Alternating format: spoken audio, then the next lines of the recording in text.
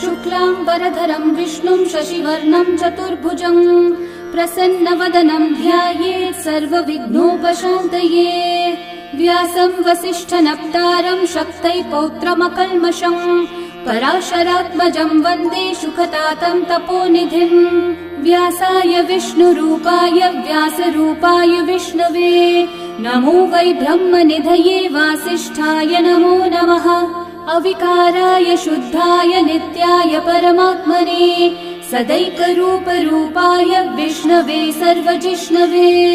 यस्य स्मरणमात्रेण जन्म संसारबन्धनात् विमुच्यते नमस्तस्मै विष्णवे प्रभविष्णवे। ॐ नमो विष्णवे प्रभविष्णवे। श्रीवैशम्पायन उवाच श्रुत्वा धर्मानशेषेण पावनानि च सर्वशः युधिष्ठिरः शान्तनवं पुनरेवाभ्यभाषत। युधिष्ठिर उवाच किमेकं दैवतं लोके किं वाप्येकं परायणं स्तुवन्तः कं कमर्चन्तः प्राप्नुयुर्मानवा शुभम्। को धर्मः सर्वधर्माणां भवतः परमो मतः किं जपन्मुच्यते जन्तुर्जन्म संसारबन्धनात्। श्रीभीष्म उवाच जगत्प्रभुं देवदेवम् अनन्तं पुरुषोत्तमं स्तुवन्नामः सहस्रेण पुरुषस्तततोत्थितः तमेव चार्चयन् नित्यं भक्त्या पुरुषम् अव्ययम् ध्यायन् स्तुवन्नमस्यं च यजमानस्तमेव च।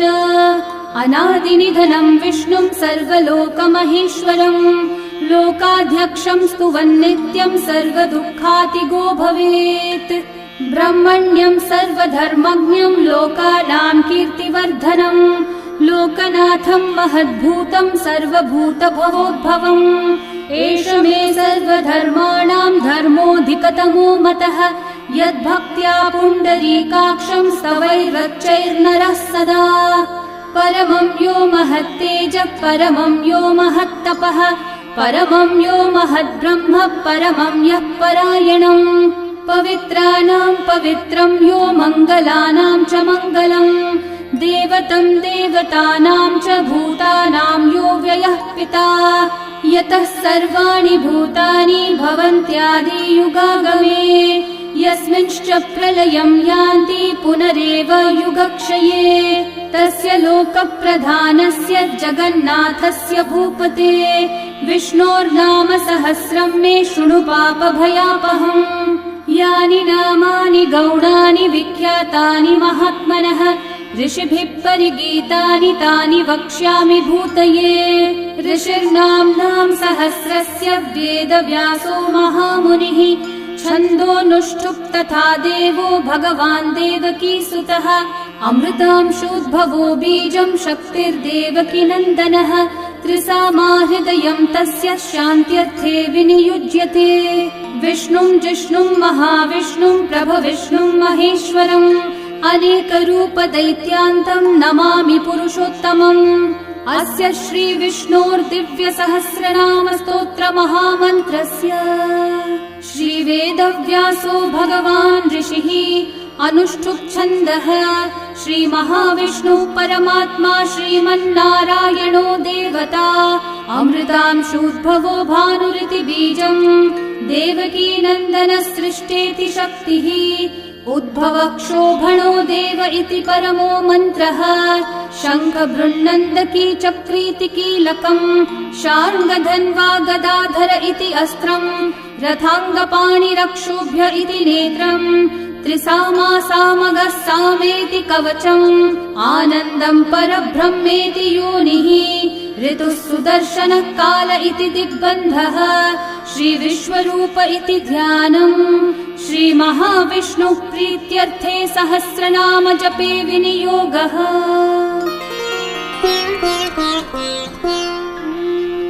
ध्यानम् क्षीरोधन्वत्प्रदेशे शुचिमणिविलसत्सैकते मौक्तिकानाम् माला क्लृप्तासनस्थस्फटिकमणिनिभैर्मौक्तिकैर्मण्डिताङ्गः शुभ्रैरभ्रैरतभ्रैरुपरि विरचितैर्मुक्तपीयूषवर्षैः आनन्देन पुनीयादरिनलिनगदा शङ्खपाणिर्मुकुन्दः भुः पादौ यस्य नाभिर्वियदसुरनिलश्चन्द्रसूर्यौ च नेत्रे कर्णावाशाशिरौ द्योर्मुखमपि दहनो यस्य वास्तेयमब्धिः अन्तस्थं यस्य विश्वं सुरनरखगो भोगि गन्धर्वदैत्यैः चित्रं रं रम्यते तं त्रिभुवन विपुषं विष्णुमीशं नमामि।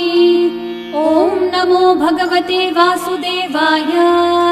शान्ताकारं भुजगशयनं पद्मनाभं सुरेशं विश्वाधारं गगनसदृशं मेघवर्णं शुभाङ्गं लक्ष्मीकान्तं कमलनयनं योगिहृद्ध्यानगम्यं वन्दे विष्णुं भवभयहरं सर्वलोकैकनाथम् मेघश्यामं पीतकौशेयवासं श्रीवत्साङ्कं कौस्तुभोद्भासिताङ्गम् पुण्योपेतं पुण्डरीकायताक्षं विष्णुं वन्दे सर्वलोकैकनाथम् नमः समस्तभूतानामादिभूताय भूभृते अनेकरूपरूपाय विष्णवे प्रभविष्णवे सशङ्खचक्रं सकिरीटकुण्डलं सपीतवस्त्रं सरसीरुहेक्षणं सहारवक्षस्थलशोभिकौस्तुभं नमामि विष्णुं शिरसा चतुर्भुजम् छायायां पारिजातस्य हेमसिंहासनोपरि आसीनमम्बुदश्याममायताक्षम् अलङ्कृतम् चन्द्राननं चतुर्बाहुं श्रीवत्साङ्कितवक्षसं रुक्मिणी सत्यभामाभ्यां सहितं कृष्णमाश्रये। ॐ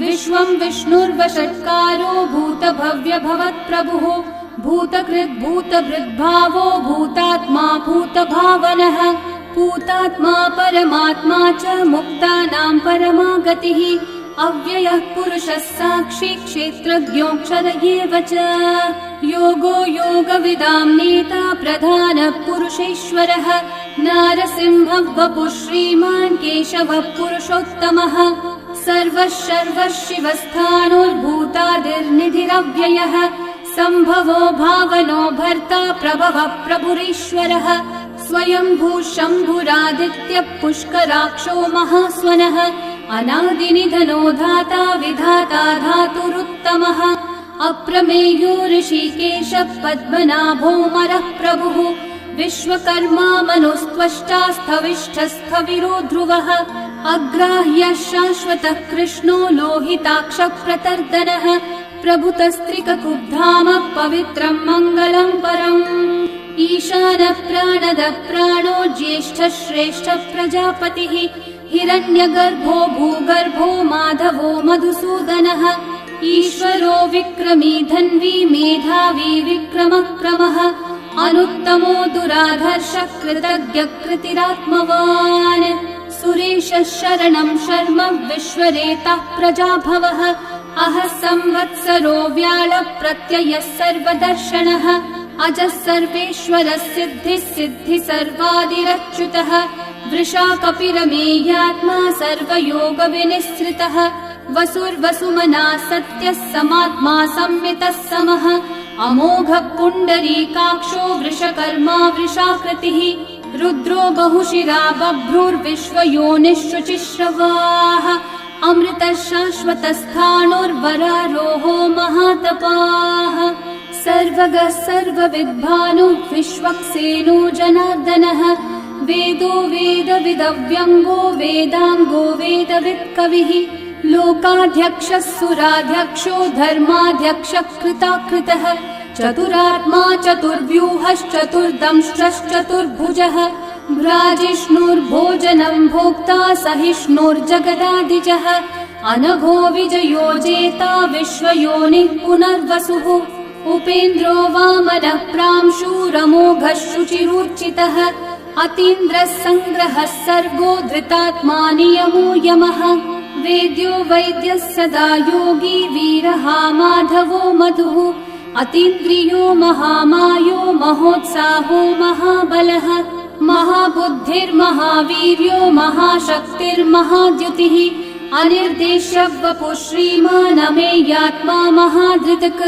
महेश्वासो महीभर्ता श्रीनिवासः सतां गतिः अनिरुद्धः सुरानन्दो गोविन्दो गोविदाम्पतिः मरीचिर्दमनोहंसः सुपर्णो भुजगोत्तमः हिरण्यनाभः सुतपः पद्मनाभः प्रजापतिः अमृत्युः सर्वदृक्सिंहः सन्धाता सन्धिमान् स्थिरः अजो दुर्मशनः शास्ता विश्रुतात्मा सुरारिः गुरुर्गुरुतमो धामः सत्यः सत्यः पराक्रमः निमिषो निमिषस्रग्विवाचस्पतिरुदारधीः अग्रणीर्ग्रामणी श्रीमान् न्यायो नेता समीरणः सहस्रमूर्धा विश्वात्मा सहस्राक्षः सहस्रपात् आवर्तनो निवृत्तात्मा संवृतः सम्प्रमर्दनः अहः संवर्तको वह्निरनिलो धरणीधरः सुप्रसादः प्रसन्नात्मा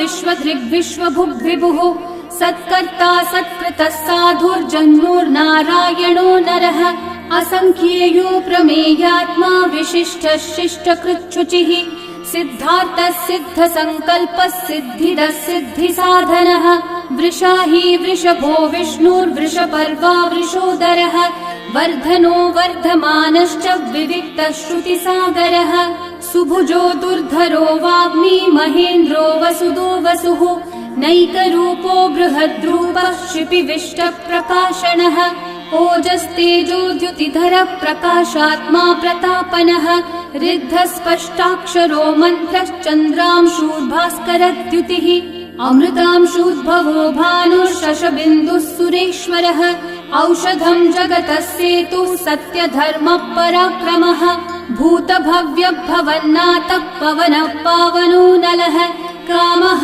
कामकृत्कान्तः कामः कामप्रदः प्रभुः युगादिकृद्युगावर्तो नैकमायो महाशनः अदृश्यो व्यक्तरूपश्च सहस्रजिदनन्तजित् इष्टो विशिष्टशिष्टेष्ठः शिखण्डी नहुषो वृषः क्रोधः क्रोधकृत्कर्ता विश्वबाहुर्महीधरः अच्युतः प्रथितः प्राणः प्राणदो वासवानुजः अपान्निधिरधिष्ठानम् अप्रमत्तः प्रतिष्ठितः स्कन्दस्कन्दद्धरो धुर्यो वरदो वायुवाहनः वासुदेवो बृहद्भानुरादिदेवः पुरन्दरः अशोकस्थारणस्थारः शूरः शौरिर्जनेश्वरः अनुकूलः शतावर्तः पद्मी पद्मनिभीक्षणः पद्मनाभोरविन्दाक्षः पद्मगर्भः शरीरभृत् महर्धिरिग्धो वृद्धात्मा महाक्षो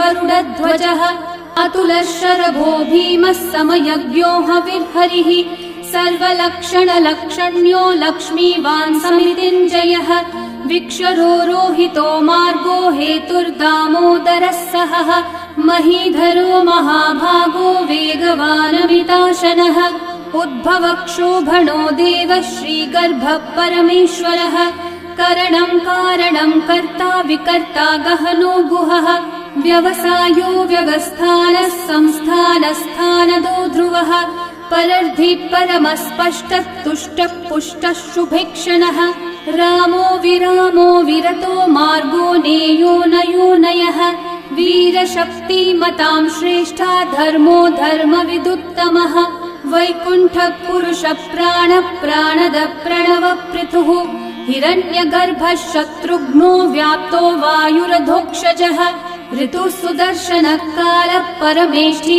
परिग्रहः उग्रः संवत्सरो दक्षो विश्रामो विश्वदक्षिणः विस्तारस्थावरस्थाणुः प्रमाणं बीजमव्ययम् अर्थोऽनर्थो महाकोशो महाभोगो महाधनः अनिर्विण्णस्थविष्ठो भूर्धर्मयूपो महामखः नक्षत्रनेमिर्नक्षत्री क्षामः समीहनः यज्ञयुज्यो महेज्यश्च क्रतुः सत्रं सताङ्गतिः सर्वदर्शी विमुक्तात्मा सर्वज्ञो ज्ञानमुत्तमम् सुव्रतः सुमुखः सूक्ष्मः सुघोषः सुखदः सुहृत् मनोहरोजितक्रोधो वीरबाहुर्विदारणः स्वापनः स्ववशो व्यापी नैकात्मा नैककर्मकृत् वत्सरो वत्सलो वत्सी रत्नगर्भो धनेश्वरः धर्मकृद्धर्मी सदसक्षरमक्षरम्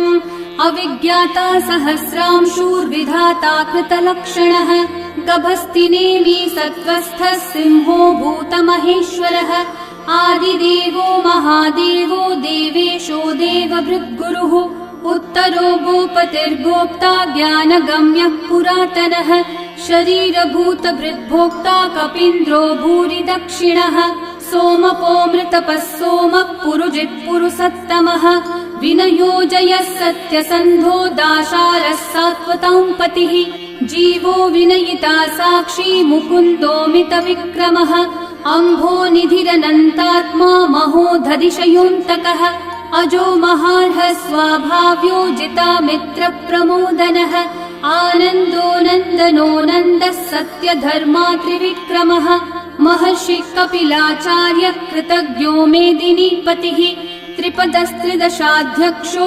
महाशृङ्गकृतान्तकृत् महावराहो गोविन्दः सुषेणः कनकाङ्गदे गुह्यो गभीरो गहनो गुप्तश्चक्रगदाधरः वेधास्वाङ्गोचितः कृष्णो दृढसङ्कर्षणोच्युतः वरुणो वारुणो वृक्षः पुष्कराक्षो महामनाः भगवान् भगहानन्दी वनमाली हलायुधः आदित्यो ज्योतिरादित्यः सहिष्णुर्गतिसत्तमः सुधन्वा खण्डपरशुर्दारुणो द्रविणप्रदः दिवस्पृक् सर्वदृग्व्यासो वाचस्पतिरयो निजः त्रिसामासामगः सामन्निर्वाणम् भेषजम्भिषक् सन्न्यासकृच्छमः शान्तो निष्ठा शान्तिपरायणम् शुभाङ्गः शान्तिदः सृष्टा कुमुदः कुवलेशयः गोहितो गोपतिर्गोप्ता वृषभाक्षो वृषप्रियः अनिवर्ती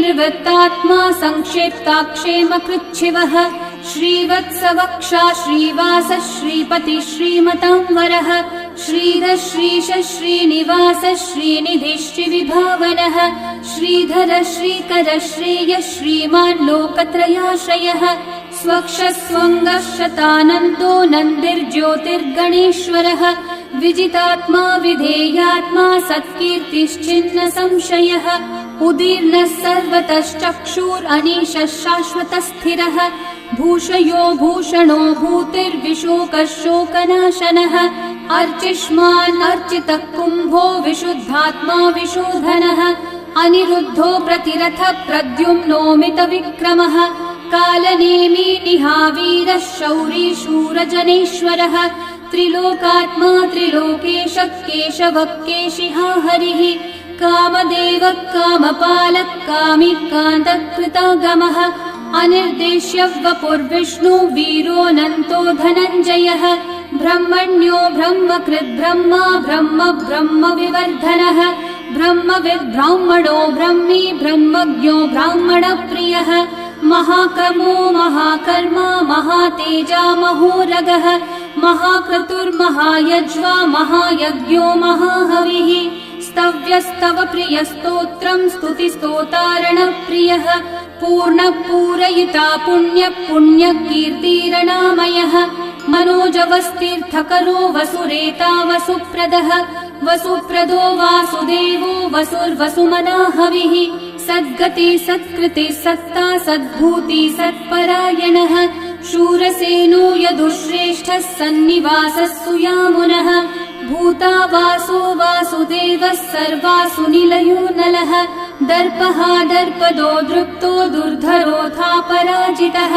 विश्वमूर्तिर्महामूर्तिर्दीप्तमूर्तिरमूर्तिमान् अनेकमूर्तिरव्यक्तः शतमूर्तिशताननः एकोनैकः स वः किं यतत्पदमनुत्तमम् लोकबन्धुर्लोकनाथो माधवो भक्तवत्सलः सुवर्णवर्णो हेमाङ्गो वराङ्गश्चन्दनाङ्गदे वीरः विषमः शून्यो घृताशीरशलश्चलः अमानी मानदो मान्यो लोकस्वामी त्रिलोकधृक् सुमेधामेधजो धन्यः सत्यमेधाधराधरः तेजो वृषो द्युतिधरः सर्वशस्त्रभृताम्बरः प्रग्रहो निग्रहो व्यग्रो नैकशृङ्गो गदाग्रजः चतुर्मूर्तिश्चतुर्बाहुश्चतुर्व्यूहश्चतुर्गतिः चतुरात्मा चतुर्भावश्चतुर्वेदविदेकपात् समावर्तो निर्वृत्तात्मा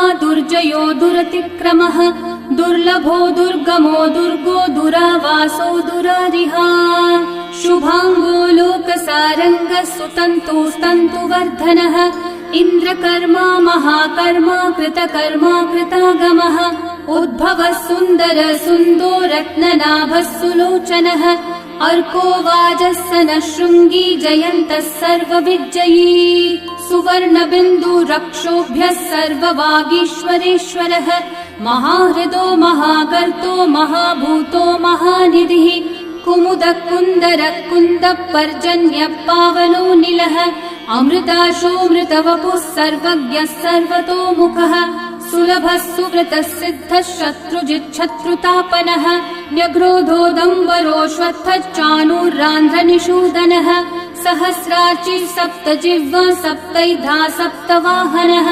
अमूर्तिरनघोचिन्त्यो भयकृद्भयनाशनः अनुर्बृहत्कृशस्थूलो गुणवृन्निर्गुणो महान् अधृतस्वधृतस्वास्य प्राग्वंशो वंशवर्धनः भारभृत्कथितो योगी योगीशः सर्वकामदः आश्रमश्रमणश्रामः सुपर्णो वायुवाहनः धनुर्धरो धनुर्वेदो दण्डो दमयिता दमः अपराजितः सर्वसहो नियन्ता नियमो यमः सत्त्ववान् सात्विकः सत्यः सत्यधर्मपरायणः अभिप्रायप्रियार्होर्हः प्रियकृत्प्रीतिवर्धनः विहाय स गतिर्ज्योतिः सुरचिर्हुतभुक् विभुः रविर्विरोचनः सूर्यः सविता रविलोचनः अनन्तो हुतभुग्भोक्ता सुखदो नैकजोऽग्रजः अनिर्विण्णः सदा मर्षि लोकाधिष्ठानमद्भुतः सनातनतमः कपिलः कपिरव्ययः स्वस्तिदः स्वस्तिकृत् स्वस्ति स्वस्ति भुक् स्वस्ति दक्षिणः अरौद्रः कुण्डली चक्री विक्रमयूर्जितशासनः शब्दातिगः शब्दसः शिशिरः शर्वरीकरः अक्रूरः पेशलो दक्षो दक्षिणः क्षमिनाम्बरः विद्वत्तमो वीतभयः पुण्यश्रवणकीर्तनः उत्तारणो दुष्कृतिः पुण्यो दुःस्वप्ननाशनः वीरः रक्षणः सन्तो जीवनः पर्यवस्थितः अनन्तरूपोऽनन्तः श्रीर्जितमन्युर्भयापहः चतुर्रश्रो गभीरात्मा विदिशो व्यादिशो दिशः अनादिर्भूर्भुवो लक्ष्मी सुवीरो रुचिराङ्गदः जननो जनजन्मादि भीमो भीमपराक्रमः आधारनिलयो धाता पुष्पहासः प्रजागरः ऊर्ध्वगः सत्पथाचारः प्राणदः प्रणवपणः प्रमाणं प्राणनिलयं प्राणभृत् प्राणजीवनः तत्त्वं तत्त्वविदेकात्मा जन्म मृत्युजरातिगः भूर्भुवः स्वस्तरुस्तारः सविता प्रपितामहः यज्ञो यज्ञपतिर्यज्वा यज्ञाङ्गो यज्ञवाहनः यज्ञभृद्यज्ञभृद्यज्ञी यज्ञभुग्यज्ञसाधनः यज्ञातकृद्यज्ञगुह्यामन्नमन्नादयेव च आत्मयोनिः स्वयं जातो वैखानः सामगायनः देवकीनन्दनः सृष्टा शितीशः पापनाशनः शङ्खवृन्नन्दकी चक्री शार्ङ्गधन्वा गदाधरः रथाङ्गपाणिरक्षोभ्यः सर्वप्रहरणायुधः सर्वप्रहरणायुध ॐ नम इति वनमाली गदी शार्ङ्गी शङ्खी चक्री च नन्दकी श्रीमान्नारायणो विष्णुर्वासुदेवोऽभिरक्षतु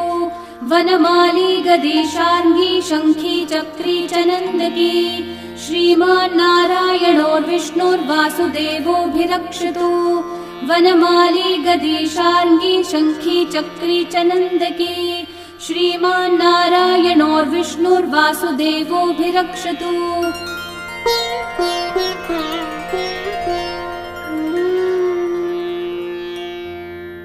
इतीदं कीर्तनीयस्य केशवस्य महात्मनः नाम्नां सहस्रं दिव्यानाम् अशेषेण प्रकीर्तितम्। य इदं शृणुयान् नित्यं यश्चापि परिकीर्तयेत् न शुभं प्राप्नुयात् किञ्चित् सोमुत्रेह च मानवः।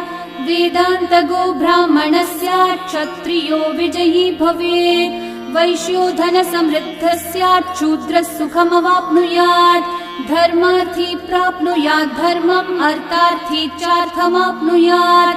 कामानवाप्नुयात् कामी प्रजार्थी चाप्नुयात् प्रजाम्। भक्तिमान् यः सदोत्थाय शुचिस्तद्गतमानसः सहस्रं वासुदेवस्य नाम्नामेतत् प्रकीर्तयेत्। यशः प्राप्नोति विपुलं याति प्राधान्यमेव च। अचलां श्रियमाप्नोति श्रेय प्राप्नोत्यनुत्तमम्। न भयं क्वचिदाप्नोति वीर्यं तेजश्च विन्दति। भवत्यरोगो द्युतिमान् बलरूपगुणान्वितः। रोगार्तो मुच्यते रोगात् बद्धो मुच्येत बन्धनात्। भयान्मुच्येत भीतस्थो मुच्येतापन्न आपदः। दुर्गान्यतितरत्याशु पुरुषः पुरुषोत्तमम्। स्तुवन्नाम सहस्रेण नित्यं भक्ति समन्वितः। वासुदेवाश्रयो मर्त्यो वासुदेवपरायणः। सर्वपापविशुद्धात्मा याति ब्रह्म सनातनम्। न वासुदेव भक्तानामशुभं विद्यते क्वचित्। जन्म मृत्यु जरा व्याधि भयं नैवोपजायते। इमं स्तवमधीयानः श्रद्धा भक्ति समन्वितः। युज्येतात्मसुखः शान्ति श्रीधृति स्मृतिकीर्तिभिः। न क्रोधो न च मात्सर्यं न लोभो नाशुभा मतिः। भवन्ति कृतपुण्यानां भक्तानां पुरुषोत्तमे। द्यौस चन्द्रार्कनक्षत्राखं दिशो भूर्महो दधिः। वासुदेवस्य वीर्येण विदतानि महात्मनः। ससुरासुरगन्धर्वं स यक्षोरगराक्षसम्। जगद्वशे वर्ततेदं कृष्णस्य सचराचरम्। इन्द्रियाणि मनोबुद्धिः सत्त्वं तेजो बलं द्युतिः। वासुदेवात्मकन्याहुः क्षेत्रं क्षेत्रज्ञ एव च। सर्वागमानामाचार प्रथमं परिकल्पते। आचार प्रभवो धर्मो धर्मस्य प्रभुरच्युतः। ऋषयः पितरो देवा महाभूतानि धातवः। जङ्गमा जङ्गमं चेदं जगन्नारायणोद्भवम्। योगो ज्ञानं तथा साङ्ख्यं विद्या शिल्पादिकर्म च। वेदाः शास्त्राणि विज्ञानम् एतत् सर्वं जनार्दनात्। एको विष्णुर्महद्भूतं पृथक् भूतान्यनेकशः। त्रीन् लोकान् व्याप्य भूतात्मा भुङ्क्ते विश्वभुगव्ययः। इमं स्तवं भगवतो विष्णोर्व्यासेन कीर्तितम्। पठ्येद्य इच्छेत् पुरुषः श्रेयः प्राप्तुं सुखानि च। विश्वेश्वरमजं देवं जगतः प्रभुमव्ययम्। भजन्ति ये पुष्कराक्षं न ते यान्ति पराभवम्। न ते यान्ति पराभवम्। ॐ नमः इति। अर्जुनोवाच पद्मपत्र विशालाक्ष पद्मनाभः सुरोत्तम। भक्तानामनुरक्तानां त्राता भव जनार्दन। श्रीभगवानुवाच यो मां नाम सहस्रेण स्तोतुमिच्छति पाण्डव। सोऽहमेकेन श्लोकेन स्तुत एव न संशयः। स्तुत एव न संशय। ॐ नमः इति। व्यास उवाच वासनाद् वासुदेवस्य वासितं भुवनत्रयम्। सर्वभूतनिवासोऽसि वासुदेव नमोऽस्तु ते। श्रीवासुदेव नमोऽस्तु त। ॐ नमः इति। पार्वत्योवाच केनोपायेन लघुना विष्णोर्नाम सहस्रकम्। पठ्यते पण्डितेर्नित्यं श्रोतुमिच्छाम्यहं प्रभो।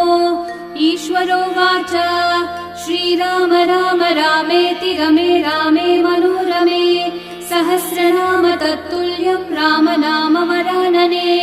श्रीराम राम रामेति रमे रामे मनोरमे। सहस्रनाम तत्तुल्यं राम नाम वरानने। श्रीराम राम रामेति रमे रामे मनोरमे। सहस्रनाम तत्तुल्यं रामनाम वरानने श्रीरामनाम वरानन ॐ नमः इति ब्रह्म उवाच नमोऽस्त्वनन्ताय सहस्रमूर्तये सहस्रपादाक्षि शिरोरुबाहवे सहस्रनाम्ने पुरुषाय शाश्वते सहस्रकोटियुगधारिणे नमः सहस्रकोटियुगधारिण ॐ नमः इति सञ्जय उवाच यत्र योगेश्वर कृष्णो यत्र पार्थो धनुर्धरः तत्र श्रीर्विजयो भूतिर्ध्रुवा नीतिर्मतिर्मम श्रीभगवानुवाच अनन्याश्चिन्तयन्तो मा ये जनाः पर्युपासते तेषां नित्याभियुक्तानां योगक्षेमं वहाम्यहम् परित्राणाय साधूनां विनाशाय च दुष्कृतां धर्म संस्थापनार्थाय सम्भवामि युगे युगे आर्ता विषण्णा शिथिलाश्च भीता घोरेषु च व्याधिषु वर्तमानाः संकीर्त्य नारायण शब्दमात्रं विमुक्तदुःखा सुखिनो भवन्तु कायेन वाचा मनसैन्द्रियैर्वा बुद्ध्यात्मना वा प्रकृते स्वभावात् करोमि यद्यत् सकलं परस्मै नारायणायेति समर्पयामि। श्री विष्णु सहस्रनाम स्तोत्रम् सम्पूर्णम्।